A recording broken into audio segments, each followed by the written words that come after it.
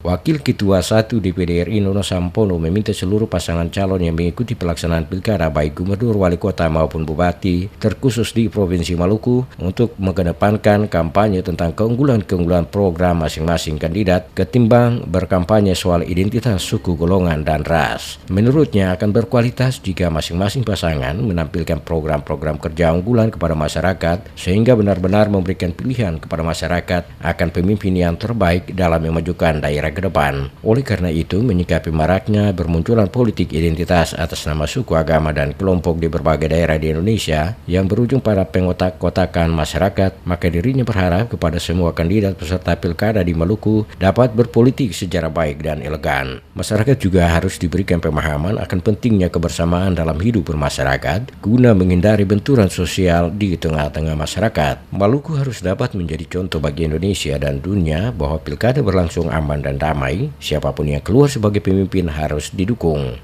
Jadi saya berharap kita jauhkanlah jargon-jargon yang berkaitan dengan primordial, yang berkaitan dengan SARA, karena ini sangat mengkotak-kotakan masyarakat. Jauh lebih baik kita tawarkan yang ke depan yang secara kualitas.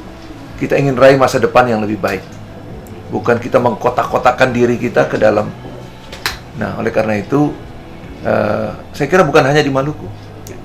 Bukan hanya di Maluku. Ini pilkada yang lalu sudah menggambarkan itu. Bahkan di Jakarta juga, sebagai pusat ibu kota juga muncul itu. Nah, kita jangan mau. Maluku apalagi, ya, kita tidak mau kotak-kotak itu ada. Pemilihan siapapun jadi pemimpin, ya sudah kita pilih yang baik saja. Jangan kita pilih karena dasar identitas. Ya, itu yang kurang tepat.